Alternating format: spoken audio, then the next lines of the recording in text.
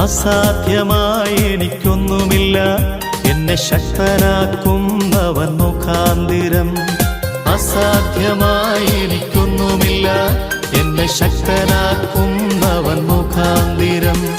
ബുദ്ധിക്കതീതമത്യത്ഭുതങ്ങളാൽ